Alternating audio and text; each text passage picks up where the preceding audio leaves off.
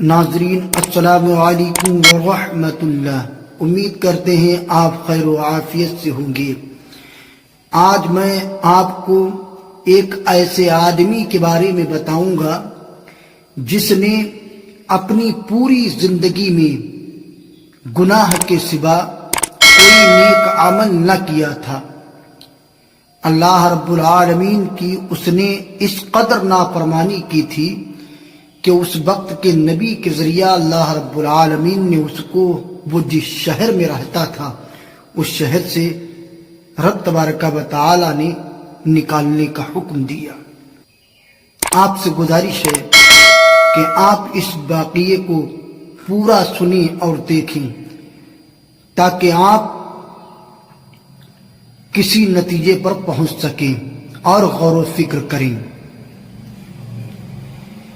بنی اسرائیل میں ایک نہایت ہی فاسق و فاجر انسان تھا جو اپنی بد کرداریوں سے کبھی باز نہ آتا تھا۔ اہل شہر جب اس کی بد کرداریوں سے عاجز آ گئے تو اللہ تعالی سے اس کے شر سے محفوظ رہنے کی دعا مانگنے لگے۔ اللہ تعالیٰ نے حضرت موسیٰ علیہ السلام کی طرف وحی کی کہ بنی اسرائیل کے فلاں شہر میں ایک بدکار جوان رہتا ہے، اسے شہر سے نکال دیجیے تاکہ اس کی بدکاریوں کی وجہ سے سارے شہر پر آگ نہ برسے۔ حضرت موسیٰ علیہ السلام وہاں سے تشریف لے گئے اور اسے اس کی بستی سے نکال دیا۔ پھر فرمان الہی ہوا کہ اسے اس بستی سے بھی نکال دیجیے۔ پہلے تو اس کو شہر سے نکالا گیا، شہر سے جب وہ آدمی نکلا تو اپنی گاؤں میں جا کر رہنے لگا، تو اللہ کا حضرت موسیٰ علیہ السلام کو حکم ہوا کہ اس کو اس کی بستی سے بھی نکال دیجیے۔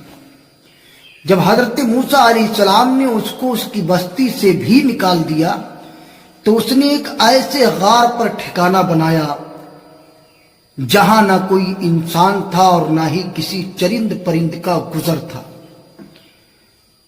قرب و جوار میں نہ کہیں آبادی تھی، نہ دور دور تک سبزے کا کوئی پتہ تھا۔ اسی غار میں آ کر وہ جوان بیمار ہو گیا۔ اس کی تیمار داری کے لیے کوئی شخص بھی اس کے آس پاس موجود نہ تھا جو اس کی خدمت کرتا۔ وہ ضعف و ناتوانی کے باعث زمین پر گر پڑا اور کہنے لگا کہ کاش اس وقت اگر میری ماں میرے پاس موجود ہوتی تو مجھ پر شفقت کرتی اور میری اس بے بسی پر وہ روتی۔ اگر میرا باپ ہوتا تو میری نگہبانی نگہداشت کرتا، میری مدد کرتا۔ اگر میری بیوی ہوتی تو میری جدائی پر روتی۔ اگر میرے بچے اس وقت موجود ہوتے تو کہتے اے پروردگار ہمارے عاجز گنہگار بدکار اور مسافر باپ کو مولا بخش دے، جسے پہلے تو شہر بدر کیا گیا پھر دوسری بستی سے بھی نکال دیا گیا، اور اب وہ غار میں بھی ہر ایک چیز سے نا امید ہو کر دنیا سے آخرت کی طرف چلا ہے، اور وہ میرے جنازے کے پیچھے روتے ہوئے چلتے۔ نوجوان رب کی بارگاہ میں یہ فریادیں کر رہا تھا۔ پھر وہ نوجوان کہنے لگا اے اللہ تو نے مجھے والدین اور بیوی بچوں سے تو دور کر دیا ہے، مگر اپنی فضل و کرم سے دور نہ کرنا۔ تو نے میرے دل کو عزیزوں کی جدائی میں جلایا ہے، اب میرے وجود کو، میرے جسم کو میرے گناہوں کے سبب جہنم کی آگ میں نہ جلانا۔ اسی دم اللہ رب العالمین نے ایک فرشتہ کو اس کے باپ کے ہم شکل بنا کر، ایک حور کو اس کی ماں اور ایک حور کو اس کی بیوی کے ہم شکل بنا کر، اور غلمان جنت کو اس کے بچوں کے روپ میں بھیج دیا۔ یہ سب اس کے قریب آ کر بیٹھ گئے اور اس کی شدید تکلیف پر افسوس، گریہ و زاری، رونے اور گڑگڑانے لگے۔ جوان انہیں دیکھ کر بہت خوش ہوا اور اسی مسرت میں اس کا انتقال ہو گیا۔ تب اللہ تعالیٰ نے حضرت موسیٰ علیہ السلام کی طرف وحی کی کہ فلاں غار کی طرف جاؤ، وہاں ہمارا ایک دوست مر گیا ہے، تم اس کی تکفین و تدفین کا انتظام کرو۔ سبحان اللہ، یہ وہی شخص تھا کہ حضرت موسیٰ علیہ السلام کو رب کا حکم ہوا تھا کہ یہ جس شہر میں رہتا ہے اس شہر سے اس کو نکال دو، اس لیے کہ اس کے بدکاریوں کی وجہ سے، اس کی معاصیت، اس کے گناہ کے ارتکاب کرنے کی وجہ سے رب تبارک و تعالی کا عذاب کہیں اس شہر پر نازل نہ ہو جائے۔ اب حال یہ ہے کہ رب تعالی کا خود حضرت موسیٰ علیہ السلام کو حکم ہوتا ہے کہ اس بندے کی تدفین و تکفین اور نماز جنازہ ادا کریں۔ سبحان اللہ، کیوں؟ صرف اس وجہ سے کہ جب یہ مرنے لگا تو اس نے اپنے رب کو پکارا، اپنے رب کی بارگاہ میں فریاد کی اور تنہائی اور بے کسی کے عالم میں اپنے رب کو یاد کیا۔ وہ ادا رب تبارک و تعالی کو نہایت پسند آ گئی۔